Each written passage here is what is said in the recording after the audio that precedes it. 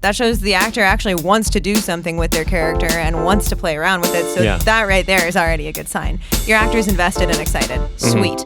As of 2 days ago, we have officially wrapped filming for our 10-minute, zero-budget indie short film, and I have never questioned my life choices more than at this moment. But we did capture all the footage that we needed in one weekend. That weekend consisting of about 13 hours on Saturday and another 9 on Sunday. In this episode, we're going to break down our experience on set and share what worked and what didn't. Welcome to Indie Film Podcast. I'm Victoria. And I am Chuck. And Victoria, without further ado, do you want to share a success and a failure from the weekend of shooting? I do, because we had quite a few of both. Yes. The failures I expected, the successes was a surprise. Yes, absolutely. Well, we had a lot of talented people that helped us out, so they really shined. But do you just want to start out with a success? Yeah, of course. Okay, so the number one success for me is a little bit weird, but I was really excited about the slow cooker working really well for lunch. Yes. And I realized that that's a little bit niche. There are some areas where you are not allowed to make the food that you serve to your actors. So I know that's a little bit limited. But if you are in an area where you're allowed to do that, go for the slow cooker. Yeah. Absolutely go for the slow cooker. It was perfect. I got to throw everything in there super early in the morning. Could have even done it the night before, put the whole thing into the fridge. Yeah. And then a few hours before we needed lunch served, throw it on, let it cook, and then it's hot and ready to go at exactly mealtime. Or it'll just, hopefully yours has like a keep warm setting or whatever, and then it can keep it warm until you actually do get caught up to lunchtime. But we were actually on schedule and broke for lunch when we were supposed to. Yes, and that's huge when you get everybody fed and you get to lunch on time, and then people have energy coming into the latter half of the day. Yeah, and it was like hot and ready, and I feel like hot food kind of boosts morale a little bit. Absolutely, absolutely. And failure? There were several of those I was not ecstatic about. I think the failure I'm looking back to the most is starting our day with the most complicated shot, which is good. You should do that. Just bust it out and get it out and over with. But I forgot to ask anyone to turn on the fog machine beforehand. We went through all the trouble of disassembling the smoke detectors.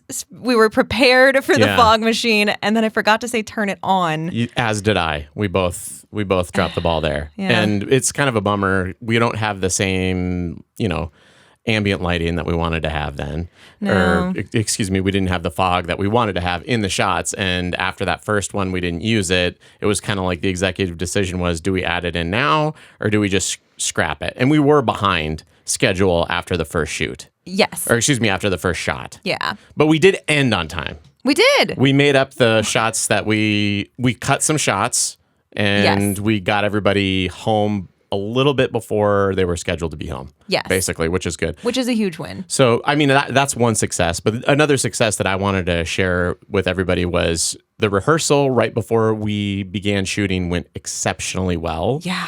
And we did not have a rehearsal for a musical. The cast that came on board to shoot this short film were incredibly well prepared. Yeah. And we sent them temp tracks that had changed. I believe it was on Wednesday. It was Tuesday or Wednesday. And they came in Saturday morning. We decided to do an hour of rehearsal before we began filming. And everybody was off book. Everybody knew the melodies. And that helped move the shoot along incredibly smoothly because they could just focus on the blocking that we were giving them. Yeah, it was really, really nice. They all knocked it out of the park completely. Yeah. And we did have the benefit of a couple of them, most of them had previously worked together on a musical. Yeah. So that did help. They all kind of knew how each other worked. But yeah, it was just they all came and knocked it out of that first read through, sing through of the entire thing was kind of a magical moment. And I would love to say that you could go to our social media profiles and check it out. But guess who was too busy reading stage directions to shooting. Film it. So and getting things set up because we co-directed this one while you were running through some of the blocking with everyone. I was helping the crew get the entire front porch blacked out so that we could nighttime. shoot day for night. I didn't get to my failure yet. I'm going to talk about that. So the popcorn and the Mountain Dew that we had planned on having this Dungeons and Dragons player have on the table for the shoot, we forgot to set that up. which meant that we didn't get those insert shots, which we had scheduled to get, which we didn't shoot this film in order, obviously. No. You don't usually shoot films in order because it's a lot trickier as far as setups are concerned. You want to minimize setups. So we had the idea of getting all the insert shots at the end with the character that had a lot of solo scenes. Yeah. So Jesse had many solo scenes in this shoot, and so we're like, well, we're gonna wrap him last, so we'll go back and get his shots first, which were the beginning shots in the movie. Unfortunately, we didn't stage the scene 100% perfectly. Which, in hindsight, we had hoped to show like the classic tight shot on like a Mountain Dew bottle opening and then pouring soda into glasses or whatever, and we would have had to have shot that first because we only zero budget film here. We bought 1 2-liter bottle of Mountain Dew and that was it. Yeah. So that was what was going to happen. So we only had one chance to get that shot anyway. Yeah. So you know what? It's fine. We goofed, but it's okay. We ended up getting different shots. And we did. It all worked out. So I kind of want to talk about some of the tools that worked, which the shot list worked exceptionally well. Yeah. And that was a modification on a spreadsheet that you already have, or we already have on our news, sent out to our newsletter subscribers, correct? Yes. So if you would like the exact same shot list that we used and actually found very helpful, you can subscribe to our newsletter and just get that spreadsheet. I did go through and add and tweak some things to a new scripty tab.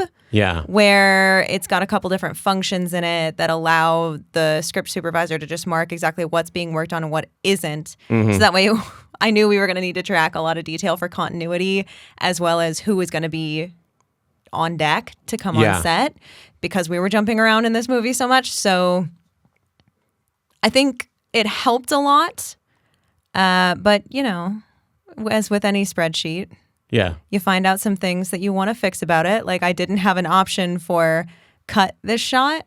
Oh, yeah. So now I know I want to add that. So then once that's added and it's completely 100% functional, it was really helpful to have. So we'll make sure that that's available for people too on our website if people want it. Yeah, absolutely. Because we want to share these things that work for us that make the shoot run smoother. Yes. So yeah, that was great.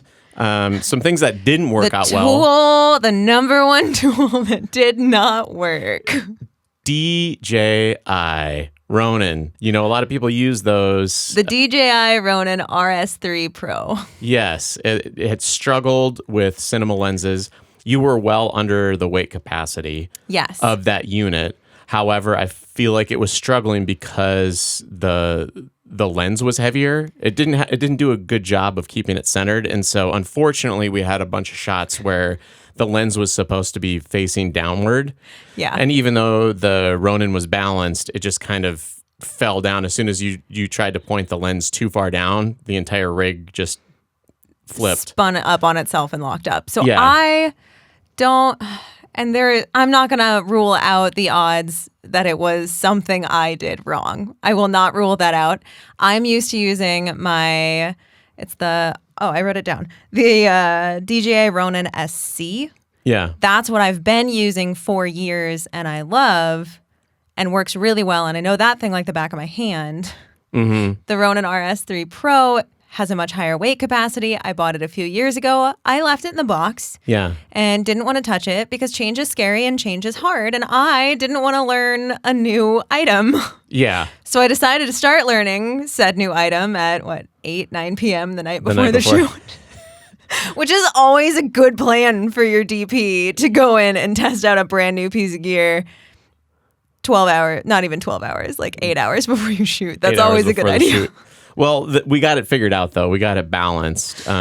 Yes. I think, and if DJI is listening to this podcast, I think that we watched the tutorials, like DJI's tutorials on how to get it all weighted and balanced correctly. However, it seems like most of the people that use those, or most of the use cases, are people that are running with like a mirrorless rig. Yeah. And not a Cinelens, and not necessarily a Blackmagic Pocket 6K Pro is what you were shooting on. Yeah. And so with the cage, it got heavy. It was underneath the weight, though. It was under the weight limit. By probably 2 or 3 pounds. Yeah. I want to say, because it goes up to 9.9 pounds. Yeah. And with the battery, we had it weighted at 8 pounds, but we took the battery off. Yeah. Like the external battery. So that's something to consider when you're running and gunning. Like the cinema rig is going to be a little bit more difficult on one of those units than just somebody running around with like a Sony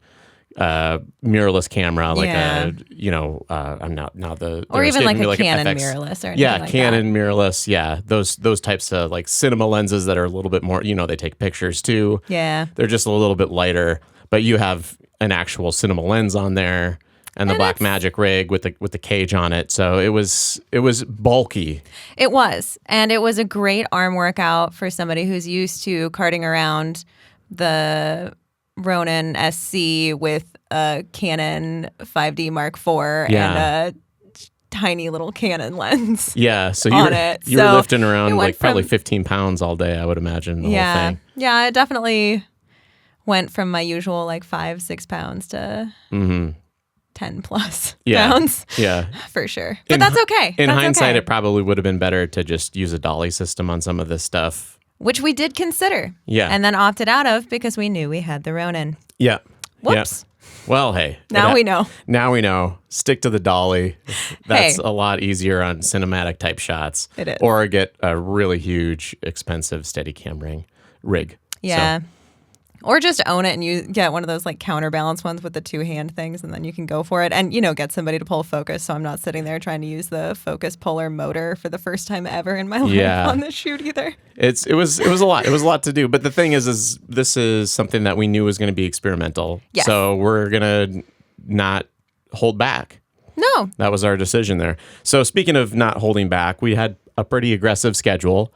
But we did get through it. We did. We got ahead of schedule for a little while there. It looked like we were going to cut everybody about 2.5 hours early. I was really excited. And then the issue with the Ronin came up. So that did slow us down. The Ronin slowed us down massively. But we had 29 shots that we wanted to get in a day, which isn't too bad. You figure you can normally get about 3 shots an hour. Our very first shot, we started a little bit behind. Time on that one, and that took probably an hour, I want to say. By the time we wrapped the second kind of tracking, I guess it was more of like a leading shot, but with the Ronin, by the time we got that second one done, we were back maybe 5 minutes behind schedule, and then we cut a couple of shots and then kept going, and we ended up a little bit ahead of schedule. So we got a little bit of extra rehearsal time for one of the really difficult shots right before lunch. And then as soon as we got back from lunch, we were just off to the races, just crushing it. The cast was killer. The entire crew was just so on top of everything. Like there is no amount of gratitude great enough because, again, that lunch was their only payment. Yeah. And speaking of lunch, we actually have a cheap trick for everybody out there this week. Do you want to share the cheap trick that you used for our quote-unquote catering, Victoria? Because I will throw this out there. If you're going to use a slow cooker, I'm just going to assume everybody's now going to use a slow cooker because it was delightful.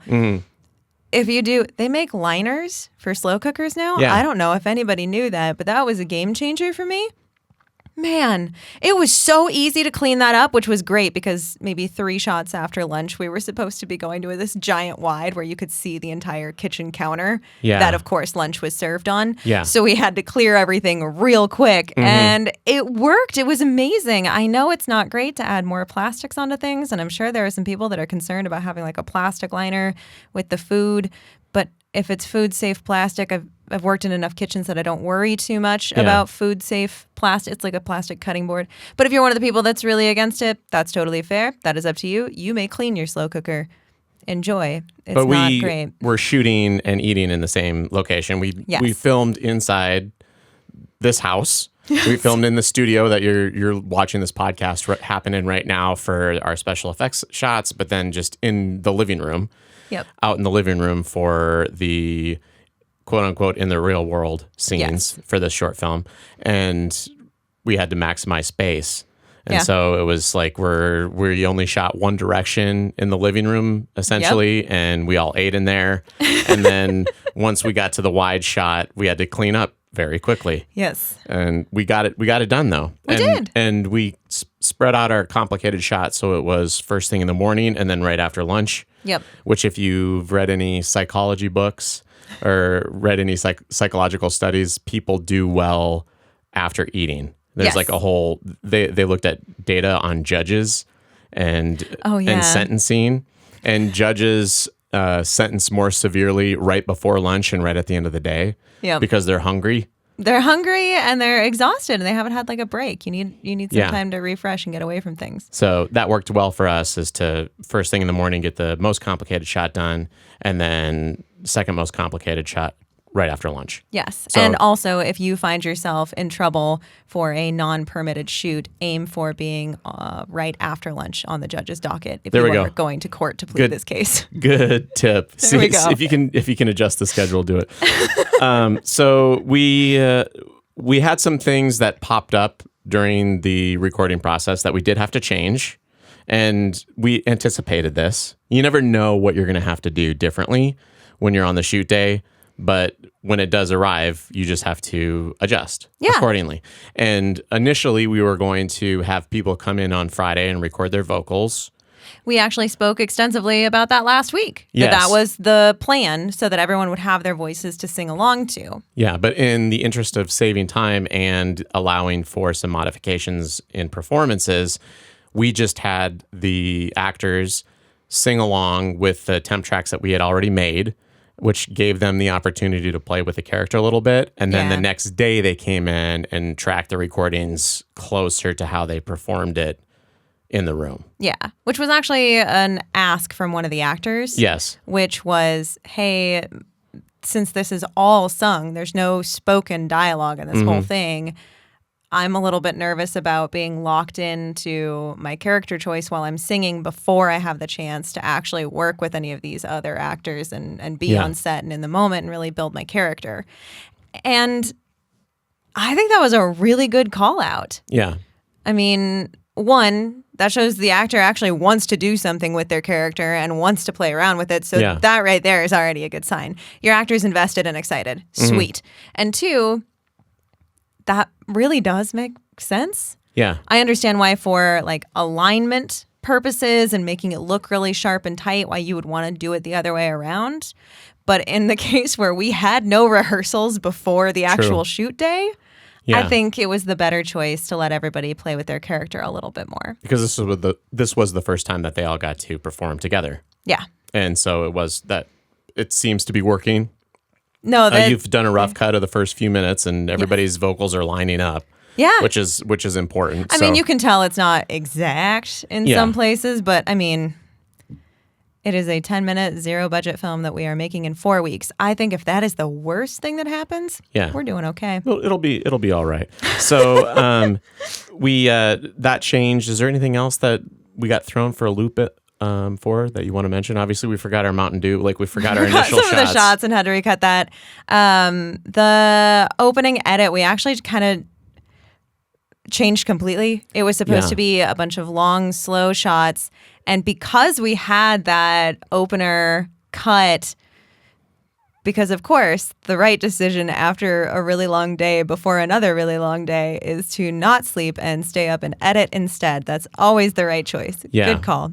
Yep. But that was a late one. Because we had it, we were able to kind of show that to some of the people. And by watching the varied reactions to it, it got a lot of really immediate and powerful feedback that, oh no, slow sweeping shots of this like D&D game board setup is not going to be appealing at all to most people. We need to cut this a lot faster and show more of the excitement and the anticipation and the build. So the edit has actually changed quite substantially for the first song already, thanks to just watching people respond to it.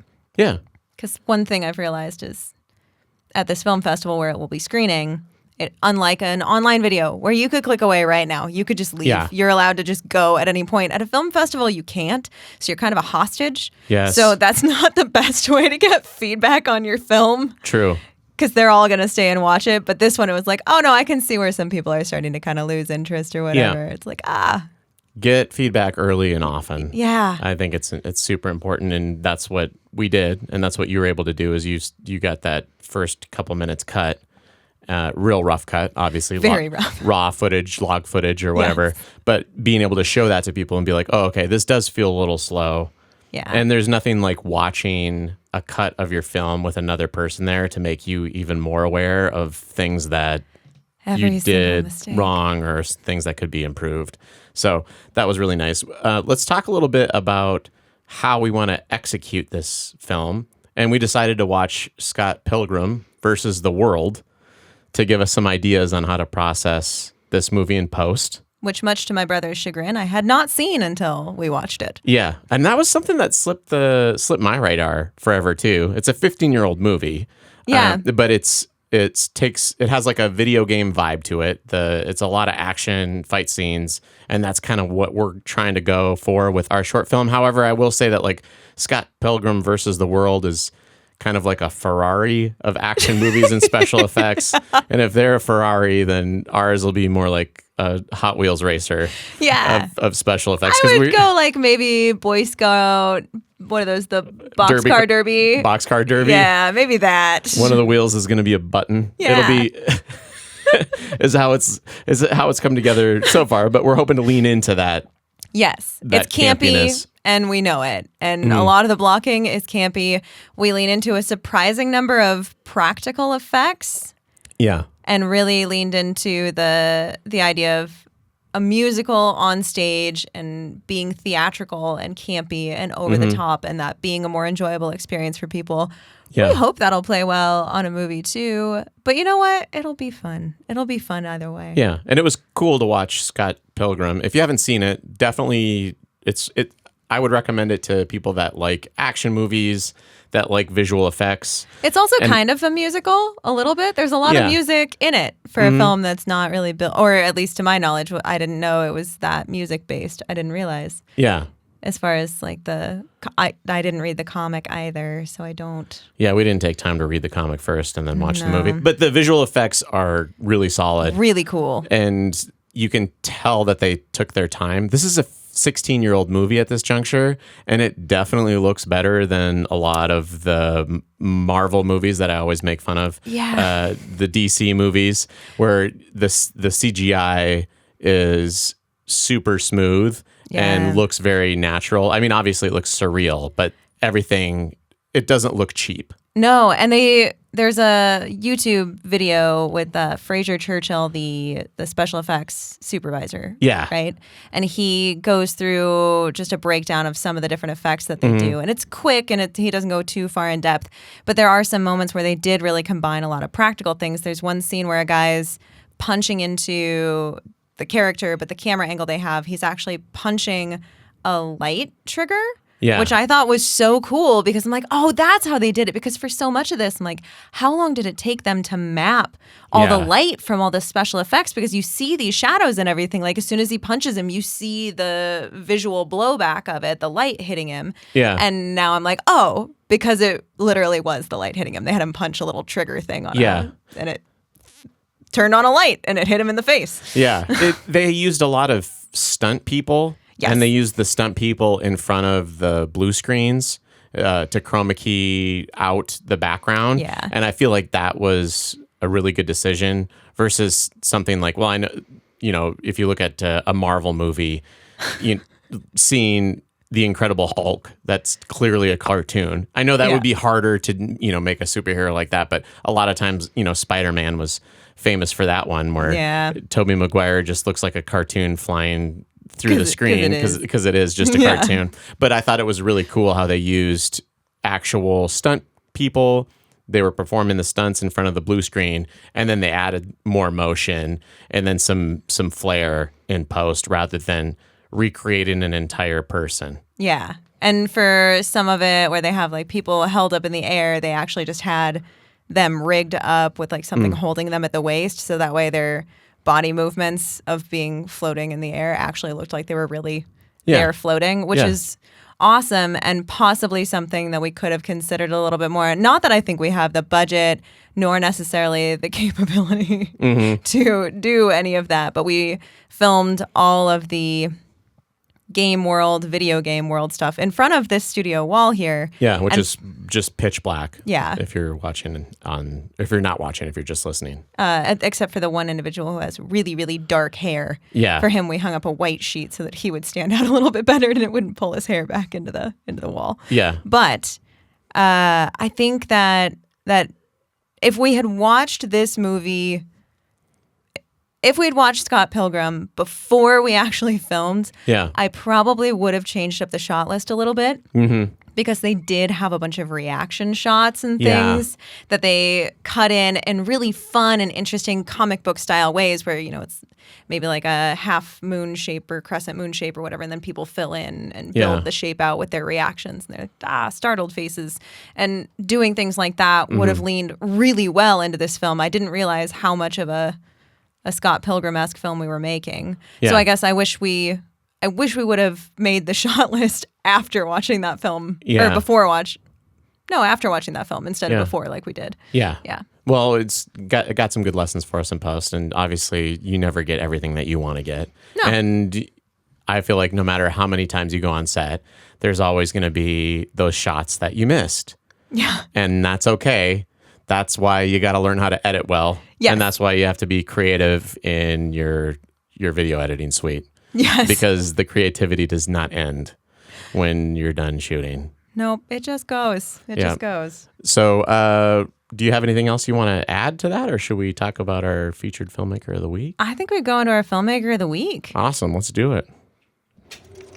So our filmmaker of the week this week is Tom Byrne, who's worked his way up in the film industry for the past 15 years and is currently writing, directing, producing his own feature film, My Son, the Mummy.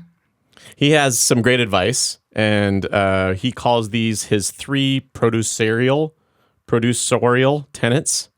I think we're going to pronounce it that way. And Tom, correct us if we're wrong. Yes. Thanks, Tom. So I like these. 1, never point fingers or play some ridiculous blame game when things go wrong. If it is on your watch, it's your problem. 2, if you don't ask for it, you'll never get it. And 3, if you work for a producer for $0, you will never get paid by that producer. So I just want to say that's not always 100% true, because I've been on productions where I volunteered and then it ended up turning into a paid gig later on. But this is indie film we're talking. Yeah. So if you're on a big budget set, I wouldn't do it for IMDb credits. No. Don't do that. If they have a budget and they're paying other actors, they can pay you too. Yeah. And the his number one piece of advice, I really like it. If it's on your watch, it is your problem. Yeah. And that goes for directors. I feel like it goes for producers. It's just, it goes for everybody in everyone's department. And that's kind of like when you get on one of those sets where people have that mentality, things work so much more smoothly. I think that's probably one of the reasons why our set ran really smoothly. Everyone felt comfortable voicing suggestions and ideas. I mean, even our gaffer, Lee, was saying, I know you guys really want this to be daytime, but I think we're going to have an easier time if we just hang a bunch of tarp and black out the windows and make it look like night. We're going to get just a lot more control over things. Yeah, and it worked out wonderfully. And it was good. And then obviously one of the actors, Jesse, suggesting that he wanted to do vocals and things afterward because he wanted to work on his character with these other people. Yeah. Having a collaborative set where you listen to other people and you don't just say, no, it's your fault if you don't do it right. Yeah. And it's easy when you're directing something and you get into a rush to try to push everybody through things. But at the same time, if people are taking creative control and a creative accountability for whatever it is they're doing on set, it's going to make things run more smoothly. And you might not get exactly the footage that you were imagining in your head, but whatever you're imagining, I would always throw that out in favor of suggestions that other people have if it allows creative control, or if there's some sort of compromise you can come to, because you're going to get a better performance from anyone, cast, crew, if they're making these creative decisions. And we were really fortunate where everybody was doing that. They were. Everybody was taking initiative. And really excited about it. And we even had an entirely new person, really young kid, graduating high school, on as like our intern or whatever, running slate for us for the entire day. Yeah. And I mean, even his insight to D&D was really nice, because I could be like, hey, I didn't fill out these character sheets beforehand. Can you? Yeah, he ended up helping us create props. Yeah, it was great. Everybody was kind of scrambling to get everything set up right before to get that first shot. Yes. And then we ended up tarping in the front porch a little bit late in the game, but the idea came to us later. Yeah. It was like, okay, after we've been here setting up lights for an hour, wait, what if we just do this instead? Yes. Are we going to have to pause everything for 45 minutes to get it done? Yes. But is it going to make things run more smoothly? And is the gaffer going to be happier and understand or have a plan based on his initial idea? Yeah. Yes. So. Yes. And it will save you a lot of time in the long run. Not to mention the fact that it solved our problem of needing to get every single shot that faced the window out before the sunset, which would have put us at about 5:30 p.m. Yeah. Yeah. So it was less of a rush. But anyway, if you want to submit to be Filmmaker of the Week, go to indiefilmpodcast.com/submit. Be sure to like this episode or follow it or whatever you do, whatever platform. Whatever platform you're on. Follow, subscribe, whatever. All those fun things that we never remember to tell people to do. Yep. And if you have a thought, please leave it in the comments, or you can go to indiefilmpodcast.com and click into the Contact Us page. We'll get an email from you. Yeah. Other than that, do you have anything else that you'd like to add, Victoria? No, just thanks for listening. Thanks for following along. And we're really excited to share all the post-production and music recording details next week. Yes, we shall do that. All right. Shall we succinctly say farewell? Only if we can. Excellent. Bye. Bye.